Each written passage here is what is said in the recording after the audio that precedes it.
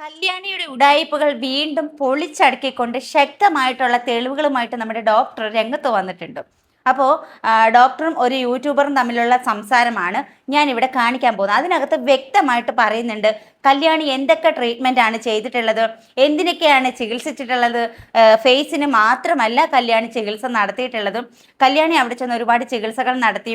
ആദ്യം ചികിത്സയ്ക്ക് ശേഷം ഹോസ്പിറ്റലിൽ നിന്ന് വിളിക്കുമ്പോൾ എങ്ങനെയുണ്ട് എന്ന് ചോദിക്കുമ്പോഴത്തേക്ക് സൂപ്പറായിരുന്നു, ഓക്കെ ആണ് എന്നാണ് കല്യാണി പറഞ്ഞുകൊണ്ടിരുന്നത്. അത് പിന്നെ എപ്പോഴാണ് കല്യാണി മാറ്റി പറയേണ്ടി വന്നത്? ആരോ കൊടുത്ത കുത്തിത്തിരിപ്പ് എല്ലാം ഈ വോയിസ് കോളിൽ, ഈ വോയിസ് റെക്കോർഡിൽ വ്യക്തമാണ്. എന്നാലും എനിക്ക് പറയാനുള്ളത് വീണ്ടും വീണ്ടും ഞാൻ ഇത് തന്നെയാണ് പറയുന്നത്. മുഖത്ത് ഇത്രയും കരിമങ്ങലും പാടുകളും ഒക്കെ വെച്ചുകൊണ്ട് അത് പോയി ട്രീറ്റ്മെൻറ്റ് നടത്തി ഗ്ലൂട്ടാത്തയോണൊക്കെ എടുത്ത് അല്ലേ കല്യാണി കൊച്ചേ? അപ്പം ഗ്ലൂട്ടാത്തയോണും ഒക്കെ എടുത്ത് മുഖത്തെ പാടും പിഗ്മെൻറ്റേഷനും ഒക്കെ മാറ്റി ഈ പ്രേക്ഷകരെ പറ്റിക്കാൻ നോക്കിയ ആ പരിപാടി ഉണ്ടല്ലോ, അത് കല്യാണി തന്നെയാണ് ഇത് പ്രേക്ഷകരുടെ മുന്നിൽ തുറന്ന് കാണിച്ചിട്ടുള്ളത്. ഡോക്ടർക്ക് വെച്ച ഒരു ആപ്പാണ്, പക്ഷെ ആ ആപ്പിൽ പെട്ടത് കല്യാണി തന്നെയാണ്. ഇത്രയും മുഖത്തെ പാടൊക്കെ വെച്ചിട്ട് ഇവരുടെ പഴയ വീഡിയോസൊക്കെ എടുത്ത് നോക്കണം. ഓരോ പ്രോഡക്റ്റും ചെയ്തിട്ട് എൻ്റെ മുഖം കണ്ടോ, എൻ്റെ മുഖത്ത് ഒരു പാട് പോലുമില്ല ഗെയ്സ്, ഒരു പാട് പോലുമില്ല. എൻ്റെ മുഖം വെളുത്തിരിക്കുന്നത് കണ്ടോ, ഈ ക്രീം ഉപയോഗിച്ചാൽ നിങ്ങളും വെളുക്കും, ഈ ക്രീം ഉപയോഗിച്ചാൽ നിങ്ങളുടെ പിഗ്മെൻറ്റേഷൻ മാറും, ഈ ക്രീം ഉപയോഗിച്ചാൽ നിങ്ങളും എന്നെപ്പോലെ വെളുത്ത് തുടുത്ത് സുന്ദരിയാകും എന്നൊക്കെ ആൾക്കാരെ തെറ്റിദ്ധരിപ്പിച്ച് ഇത്രയും നാളും കല്യാണി എന്ന് പറയുന്ന വ്ളോഗർ ആൾക്കാരെ പറ്റിക്കുകയായിരുന്നു. കാരണം സ്വന്തം മുഖത്തെ പാടുകളും കരിമങ്ങലും ഒക്കെ മാറ്റാൻ വേണ്ടിയിട്ട് ഒരു ഹോസ്പിറ്റലിൽ പോയി 8 മാസത്തോളം 8 സിറ്റിംഗ് എടുത്ത് വലിയ എമൗണ്ട് കൊടുത്ത് ചികിത്സ നടത്തിയ കല്യാണി ഹോസ്പിറ്റലിൽ നിന്ന് നല്ല റിസൾട്ടൊക്കെ കിട്ടി. അതിനുശേഷം ഇത് ഓവറായിട്ട് നിങ്ങൾ പൈസ കൊടുത്തു എന്ന് വേറെ ഏതോ ഒരു ക്ലിനിക്കുകാർ പറഞ്ഞത് പ്രകാരമാണോ, അതോ കൊളാബ് ചോദിച്ചിട്ട് കിട്ടാത്തത് കൊണ്ടാണോ ഈ പ്രകടനങ്ങളൊക്കെ നടത്തിയത്? എന്തായാലും നന്നായി. ഈ പ്രകടനത്തിലൂടെ കല്യാണിയുടെ തനി സ്വരൂപം പ്രേക്ഷകർക്ക്, വീഡിയോ കാണുന്ന ഓഡിയൻസിന് മനസ്സിലാക്കാൻ സാധിച്ചിട്ടുണ്ട്. എന്തായാലും ഇനി അധികം പറയുന്നില്ല, നിങ്ങൾ ഈ വോയിസ് ഒന്ന് കേട്ടു നോക്കുക. അതിനുശേഷം നിങ്ങൾ മനസ്സിലാക്കുക കല്യാണി എന്തായിരുന്നു എന്നും ഇത്രയും നാൾ നിങ്ങൾ എന്തായിരുന്നു കാണിച്ചിരുന്നത് എന്നും ഒക്കെ നിങ്ങൾ കറക്റ്റായിട്ട് നിങ്ങൾ മനസ്സിലാക്കിയെടുത്തു. അപ്പോൾ എന്തായാലും വീഡിയോ കാണുന്നവർ നമ്മുടെ ചാനൽ ഒന്ന് സബ്സ്ക്രൈബ് ചെയ്യാൻ മറക്കരുത്, കൂട്ടത്തിൽ ഹൈപ്പ് ചെയ്യാനും മറക്കരുത്, ലൈക്ക് ചെയ്യാനും മറക്കരുത്.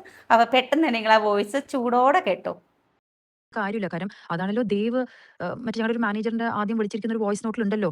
ആ കുട്ടി പറയുന്നുണ്ടല്ലോ സിഇഒയുടെ ഒരു രീതി വെച്ചിട്ട് അങ്ങനത്തെ ഒരു മാർക്കറ്റിംഗ് കാര്യങ്ങളൊന്നും ഇല്ല. അപ്പൊ ഒന്നെങ്കിൽ ഈ ജീവലക്ഷ്മി കല്യാണി മറ്റേ സ്റ്റാഫുകളുടെ അടുത്ത് നേരത്തെ ചോദിച്ചിട്ടുണ്ടോ എന്നുള്ളത് ഞങ്ങൾ അന്വേഷിച്ചിട്ടില്ല.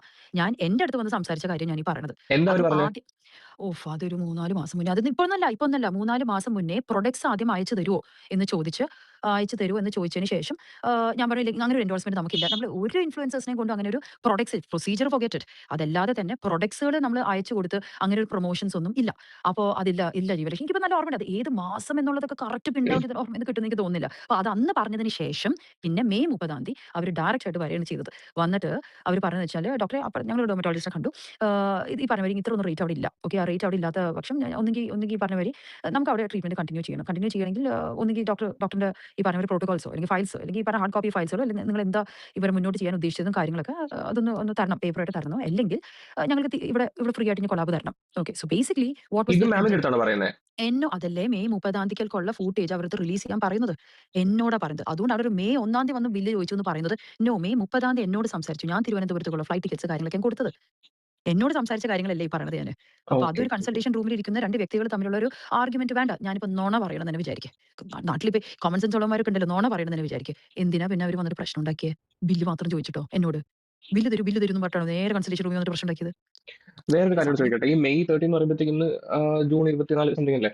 അപ്പോഴത്തേക്ക് കൺസൾട്ടേഷൻ റൂമിൽ CCTV കാണത്തില്ലേ? കൺസൾട്ടേഷൻ റൂമിൽ അല്ലെങ്കിൽ CCTV ഉണ്ട്. കൺസൾട്ടേഷൻ റൂമിലെ അന്നേരം CCTV ഞങ്ങൾ കട്ട് ചെയ്ത് വെച്ചേക്കുക. കാരണം കൺസൾട്ടേഷൻ റൂമിലുള്ള ഒറ്റ CCTVസും നമ്മൾ ഒരു ക്ലിനിക്സിലും വർക്ക് ചെയ്യിപ്പിക്കാത്ത എന്താ വെച്ചാൽ, ഈ ക്ലിനിക്കൊക്കെ പ്ലാൻ ചെയ്ത സമയത്ത് നമ്മുടെ എഞ്ചിനീയർ അവിടെ ഒക്കെ വെച്ചിട്ടുണ്ട്. പ്രൊസീജിയർ റൂംസിൽ മാത്രം വെച്ചപ്പോൾ നമ്മൾ കൊടുത്തിരിക്കുന്ന ആദ്യത്തെ ഇൻസ്ട്രക്ഷൻസ് പ്രൊസീജിയർ റൂംസിൽ ഒന്നും CCTV പാടില്ല എന്നുള്ള നമ്മുടെ ആർക്കിടെക്റ്റിന് കൊടുത്തപ്പോൾ അയാൾ കൊണ്ട് കൺസൾട്ടേഷൻ റൂമിൽ വെച്ചിട്ടുണ്ടായിരുന്നു. കൺസൾട്ടേഷൻ റൂമിൽ വെച്ചപ്പോൾ ഞങ്ങൾ ക്യാമറ കട്ട് ഓഫ് ചെയ്തതിനുള്ള ഉത്തരം ഇതാണ്. ഒരാൾ വന്ന് കൺസൾട്ടേഷൻ റൂമിൽ എനിക്ക് വന്ന അവർ ബോഡിയുടെ പാർട്സ് ഒക്കെ മറ്റേ മാർക്കുകളൊക്കെ കാണിച്ചു തരുമ്പോൾ അത് ക്യാമറയിൽ പതിയാൻ പാടുമോ? ഇല്ലല്ലോ. ഓക്കെ, അതുകൊണ്ടില്ല. അതുകൊണ്ടാണ് ഞങ്ങൾ പുറത്ത് ഈ പറഞ്ഞ പോലെ ഈ ഉള്ളിൽ എന്താ കോമൺ ഏരിയയിലുള്ള മനസ്സിലായി CCTV മനസ്സിലായി. കാര്യങ്ങളൊക്കെ ഞങ്ങൾ ഫുട്ടേജസ് ഉള്ളൂ. ഈ അതിപ്പോ ഞാൻ CCTV വേറെ തന്നെ കാര്യം ഓഡിയോ പറയാം. റെക്കോർഡിംഗ് ഉള്ളതാണ് പുറത്ത് വെച്ചിട്ടുള്ളത്? ഇല്ല, അത് ഞങ്ങൾ ഇപ്പൊ ഫുൾ കംപ്ലീറ്റ്ലി ഇപ്പൊ റീവാമ്പ് ചെയ്ത ഓഡിയോ കൂടി കേട്ടിട്ടുണ്ട്. ഓക്കെ. പിന്നെ ഇതിപ്പോ രണ്ടാമത് ഞങ്ങൾക്ക് ഇപ്പൊ ഇത്രയും കാലയളവിൽ നമ്മൾ ബിസിനസ് ചെയ്തിട്ട് നമുക്ക് ഇന്നേ വരെ ഇങ്ങനെ ഒരു വിഷയം ഉണ്ടായിട്ടില്ല. ഇങ്ങനെ ഒരു വിഷയം ഉണ്ടാവുമ്പോഴാണ് നമ്മൾക്ക് ആലോചിക്കുള്ളൂ, ഓഡിയോ സിസ്റ്റം കൂടെ വെക്കും, നമ്മൾ അതൊക്കെ അപ്ഗ്രേഡ് ചെയ്യുന്നുണ്ട്. കാരണം നമുക്ക് ഓരോ പ്രശ്നങ്ങൾ വരുമ്പോഴല്ലേ ബിസിനസ്സിൽ മനസ്സിലാവുക. ഇതും കൂടെ അതെ വെക്കുന്നത് അതെ ആരെങ്കിലും സ്വപ്നത്തിൽ കൂടെ വിചാരിച്ചിട്ടുണ്ടോ? ഒരാൾ വന്ന് കൊളാബ് ചോദിച്ചു, അവർക്ക് മുന്നോട്ട് കാര്യങ്ങൾക്ക് ഫ്രീ ആയിട്ട് കിട്ടണം, ഇല്ലെങ്കിൽ നമ്മുടെ ഈ ഹാർഡ് കോപ്പി വേണമെന്നുള്ള പറഞ്ഞതിന്റെ പേരിൽ ഒരു ഇൻസ്റ്റാഗ്രാമിൽ ഇടുന്നുള്ളത് ആ കുട്ടിക്ക് എന്താ വല്ല മുഖത്ത് ഞങ്ങൾ പൊള്ളൽ വരുത്തിച്ചിട്ടുണ്ടോ? അപ്പൊ അല്ല വന്ന അത് അതാ സ്കിന്ന് ഞാൻ ചോദിക്കാൻ വന്നത്. ഈ അവരിപ്പോ പറയുന്നത് പാരമ്പര്യമായിട്ട് ഒരു കറുത്ത പാട് വന്നിട്ടുണ്ടായിരുന്നു. പക്ഷേ മാമും അത് മറ്റേ സ്റ്റാഫ് കുട്ടിയും പറയുന്നത് സ്റ്റെറോയിഡ് യൂസ് ചെയ്തിട്ടാണ് അവർക്കത് പറ്റിയത്. അതിന്റെ ഒരു സംഭവം എന്താ? ഈ 8 കൊല്ലം ഞാൻ കണ്ടു വീഡിയോ. 8 കൊല്ലന്നോ പാരമ്പര്യമായിട്ട് ഉള്ളൊരു പാട്. ഓക്കെ. ആ പാട് 8 കൊല്ലമായിട്ടാണ് ആള് ആദ്യം ഇട്ടിരിക്കുന്ന വീഡിയോ എന്താണ്? എനിക്കൊരു മുഖത്തൊരു പാട് വന്നപ്പോൾ ഞാൻ ഒരു ഡെർമറ്റോളജിസ്റ്റിന്റെ അടുത്ത് പോയിട്ട് കാണിക്കാൻ നോക്കി. അപ്പൊ ഈ 8 കൊല്ലമായിട്ട് ഒരു ഡെർമറ്റോളജിസ്റ്റിനെ പോയി കാണിച്ചിട്ടില്ലേ? അത് ആ സ്റ്റിറോയിഡ് ക്രീമിന്റെ എന്താണ് ആ സ്റ്റിറോയിഡ് ക്രീം ഉപയോഗിച്ചെന്നും എത്ര നാളത് ഉപയോഗിച്ചു എന്നുള്ളത് കൃത്യം കണക്ക് നമ്മുടെ മെഡിക്കൽ ഹിസ്റ്ററിയിലുണ്ട്. വേറെയും കുറെ മെഡിക്കൽ കാര്യങ്ങളുണ്ട്, ഹിസ്റ്ററീസിലുണ്ട്. അപ്പം ഇപ്പൊ ഈ നടക്കുന്നത് പാട് വന്നത് ഈ പറയുന്ന പാരമ്പര്യമായിട്ടുള്ളതല്ല. ഈ സ്റ്റെറോയിഡ് യൂസ് ചെയ്തതിന് ശേഷം വന്നതാണ്. അല്ലല്ലല്ലല്ല. ആ കുട്ടിയെ 2 കാര്യം ഇവിടെ കാണിക്കുന്നത്. ഒന്ന്, ആള് അച്ഛന്റെ പാട് എന്ന് വന്ന് പറഞ്ഞിരിക്കുന്ന ഒരു കാര്യം മൂപ്പര് ഈ സൈഡിലുള്ള ഒരു മെലാസ്മ എന്ന് പറഞ്ഞ നമ്മളൊരു പിഗ്മെന്റേഷൻ വന്ന കാര്യം ഒന്ന്. അതാണ് ഇപ്പൊ ആള് പറഞ്ഞുകൊണ്ടിരിക്കുന്നത് 8 മാസം അതിനല്ല ഇവിടെ ചികിത്സയ്ക്ക് വന്നത്.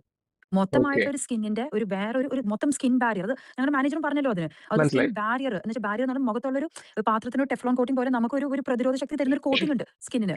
അത് പോയി. അതുകൊണ്ടാണ് എന്ത് തേക്കുമ്പോഴും ആൾക്ക് റിയാക്ഷൻ വരുന്നത്. അത് കുറേ പ്രൊഡക്ട്സ് ഉപയോഗിച്ചാൽ മിക്ക ആൾക്കാർക്ക് അത് പ്രശ്നം വരാറുണ്ട്. നമ്മുടെ ക്ലിനിക്കിലാണെങ്കിലും ഈ ചെറിയ കുട്ടികൾ ഈ കൊറിയൻ പ്രൊഡക്ട്സുകളൊക്കെ കുറേ പ്രൊഡക്ട്സ് ഉപയോഗിച്ച് വരുമ്പോൾ ആ ബുദ്ധിമുട്ട് ഉണ്ടാവാറുണ്ട്. ഈ 20 വയസ്സിന് താഴെയും 20 വയസ്സ് ഏർലി 20s ഉള്ള ആൾക്കാരുടെ ഞങ്ങൾ പറയുന്നതാണ് പ്രൊഡക്ട്സ് ആണ് നിർത്തിയാൽ മതി. അപ്പോൾ സെൽഫായിട്ട് സ്കിൻ റിപ്പയർ ചെയ്യും. ജീവലക്ഷ്മിക്ക് 20 വയസ്സല്ല 18 വയസ്സല്ലല്ലോ. ആ 18 വയസ്സല്ലാത്തത് കൊണ്ട് ആ സ്കിന്നിനെ സെൽഫ് റിപ്പയർ ചെയ്യിപ്പിക്കാനുള്ള ഒരു സമയം, ഇല്ലെങ്കിൽ അതിന്റെ ഉള്ളിൽ നിന്നുള്ള ഒരു റിപ്പയറിംഗ് ക്വാളിറ്റി ചിലപ്പോൾ ഉണ്ടാവില്ല. അതുകൊണ്ടാണ് ഞങ്ങൾ ഗ്ലൂട്ടത്താൻ ഇൻഫ്യൂസ് ചെയ്യുന്നത്. എന്നാൽ ഞാൻ ഒരു കാര്യം, ഈ 8 മാസത്തിലെ നിങ്ങൾ അറിഞ്ഞിരിക്കാൻ വേണ്ടി പറയുന്നത്, 8 മാസത്തിൽ ഒരൊറ്റ പ്രൊസീജിയർ ഞങ്ങൾ മുഖത്തിന് മേലെ ചെയ്തിട്ടുള്ളൂ. ബാക്കിയെല്ലാം ഇന്റേണലി നമ്മൾ കറക്റ്റ് ചെയ്യിപ്പിക്കാൻ നോക്കുകയാണ് സ്കിന്ന്. ആ ഒരൊറ്റ ബാക്കി എല്ലാ കോസ്മെറ്റോളജി ക്ലിനിക്സിനൊന്നും നിങ്ങൾക്ക് അറിയാത്തതുകൊണ്ടാണ്. മനസ്സിലായി. എന്തുമാതിരി പ്രൊസീജിയർ ചെയ്തിട്ടുണ്ടായിരിക്കും. ഈ മെഡിക്കൽ റിപ്പോർട്ട്സ് എല്ലാം ഇതിന്റെ ഇരിപ്പുണ്ടോ? ഈ പറയുന്ന കാര്യങ്ങളൊക്കെ സാധൂകരിക്കുന്ന തരത്തിലുള്ള? എല്ലാണ്ട്. എന്താണ് ആ കുട്ടി ചെയ്തിരിക്കുന്നത്? കുട്ടി വേറൊരു ശുദ്ധ നുണ പറഞ്ഞിരിക്കുന്ന കാര്യം എന്താ? ഈ സ്കിന്നിന്റെ ട്രീറ്റ്മെന്റ് മാത്രമേ ഞാൻ ചെയ്തിട്ടുള്ളൂ എന്നുള്ളതല്ലേ? അതെ അതെ. അപ്പൊ ഞാൻ ആലോചിക്കണേ, എന്തുമാതിരി വിഡ്ഢിയായിരിക്കണം അതങ്ങനെ പറയണമെങ്കിൽ. കാരണം സ്കിന്നിന്റെ ട്രീറ്റ്മെന്റ് അല്ലാതെ വേറെ ഡിപ്പാർട്ട്മെന്റിന്റെ കാര്യങ്ങളൊക്കെ കുറച്ച് ചെയ്തിട്ടുണ്ട്.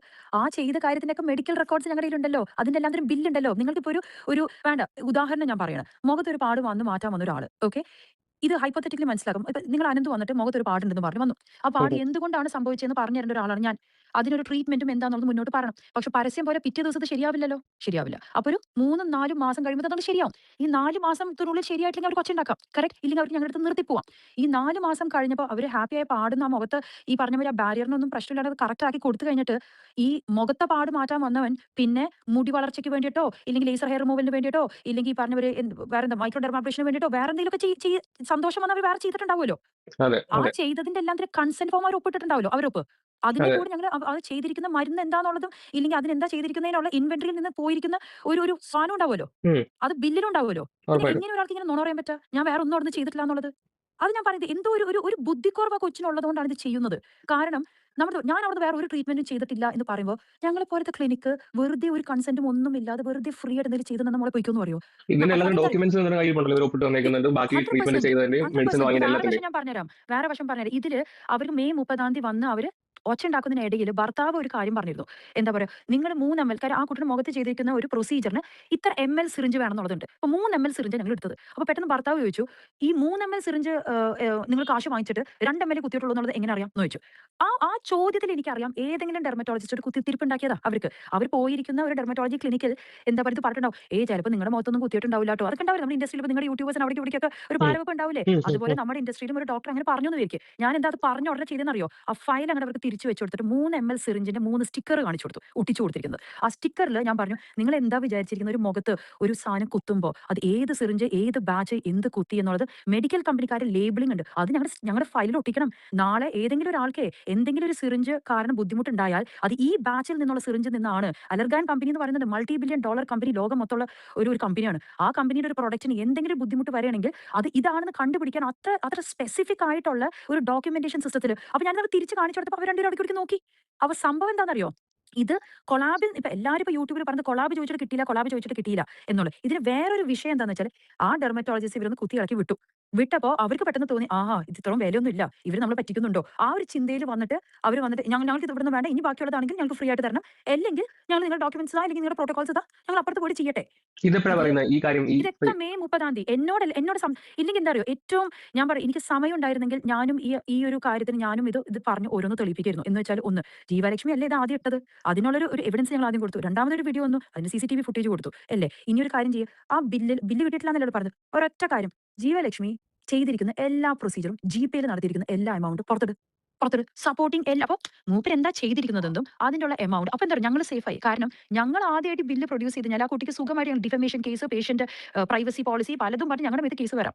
ഇന്ന് രാവിലെ പോലീസ് സ്റ്റേഷനിലേക്ക് കോൾ വന്നതും അതാണ്. ദയവ് ചെയ്ത് ഇനി കൂടുതൽ എവിഡൻസസ് കൊടുക്കല്ലേ. ഡോക്ടർ ഇന്റർവ്യൂ കൊടുക്കുന്നതിനൊന്നും കുഴപ്പം, നിങ്ങളുടെ ബ്രാൻഡിനെ ബാധിക്കുള്ളൂ. എവിഡൻസ് കൊടുക്കല്, ഇത് കോടതിയിലായി.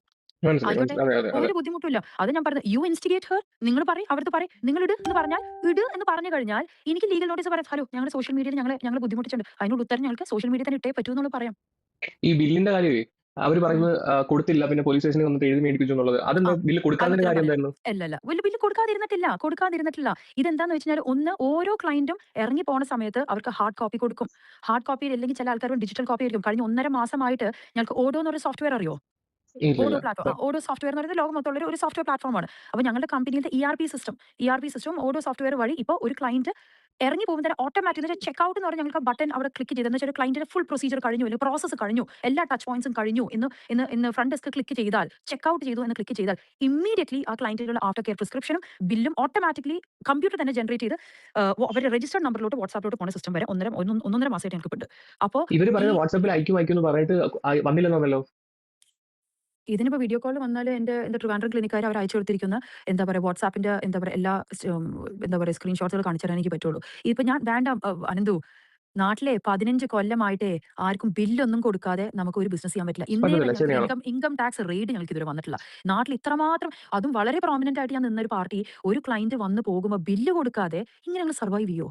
അതിന് ബില്ല് കൊടുക്കാതിരിക്കേണ്ട ആവശ്യം എന്താ? അത് പറ, അത് നമുക്ക് ചർച്ച ചെയ്യാം. കൊടുക്കാതിരിക്കേണ്ട ആവശ്യം എന്താ? ഞങ്ങൾ ക്യാഷ് ശരിയാണ്. ആയിട്ട് എടുത്തുന്നോ? ക്യാഷ് ആയിട്ട് എടുത്തിട്ടുണ്ടെങ്കിൽ ആ ക്യാഷ് ആയിട്ട് എടുത്തിട്ടില്ലേ പിന്നെ രണ്ട് സൈഡിലും തെളിവുണ്ടാവില്ലല്ലോ. അവർ ക്യാഷ് ആയിട്ട് തന്നതുണ്ടാവില്ല, ഞങ്ങൾ ബില്ലും കൊടുത്തിട്ടുണ്ടാവില്ല. എന്നിട്ട് പിന്നെ നമ്മൾ ഈ ബില്ല് നമ്മൾ ഓൾറെഡി കൊടുത്തിട്ടുണ്ടെങ്കിൽ പിന്നെ എന്തിനാ ഈ സൈൻ ചെയ്ത് കൊടുത്തത് പോലീസ് സ്റ്റേഷനിൽ? അത് പറഞ്ഞുതരാം. അതെന്താന്ന് വെച്ചാൽ, ഞങ്ങളുടെ ഓപ്പറേഷൻ മാനേജർ മിസ്റ്റർ വിഷ്ണു ആണ് 2-ാം തീയതി ഞങ്ങളെ റെപ്രസെന്റ് ചെയ്ത് കൊച്ചി ഓഫീസിൽ നിന്ന് തിരുവനന്തപുരത്ത് അവരെ വിളിപ്പിച്ചല്ലോ. നമ്മൾ അതെ. വിളിപ്പിച്ച സമയത്ത് നമ്മുടെ ടീം മെമ്പറും പോണല്ലോ. പോയ സമയത്ത് ഇവരാണ് പറഞ്ഞത്. അപ്പൊ ഞങ്ങൾ പറഞ്ഞത് കൊടുത്ത കാര്യങ്ങളാണ് വീണ്ടും ഇല്ല, ഞങ്ങൾക്ക് വീണ്ടും തരണം എന്നുള്ളത് എന്താ പറയാ വേണം എന്നുള്ളത് പറഞ്ഞു. ആ തരണം എന്നിട്ട് തരാലോ എന്ന് പറയുമ്പോൾ നാളത്തേക്കും തരാലോ എന്ന് പറഞ്ഞ കുട്ടി അവര് വിഷ്ണു ഒപ്പിട്ടു. ഇല്ല, തരാത്ത സാധനം ഇനി തരും എന്നുള്ളതല്ല ഒപ്പിന്റെ അർത്ഥം. ഓക്കെ, ഇനിയും കൊടുക്കാം. തന്ന സാധനങ്ങൾ ഇനിയും തരാം. എത്ര പേര് വേണത്? ഞാൻ ഇന്നലെ വിളിച്ചൊരു യൂട്യൂബറിനോട് പറഞ്ഞു, നിങ്ങളൊരു കാര്യം ചെയ്യും, കൊച്ചി കോർപ്പറേറ്റ് ഓഫീസിലോട്ട് വന്നേ, നിങ്ങൾ ക്യാമറയും കൊണ്ട് എല്ലാവരും വന്നേ, ഞങ്ങൾ ബില്ല് ഞങ്ങൾ നിരത്തി പിടിച്ചുകൊണ്ട് കാണിച്ചു തരാം.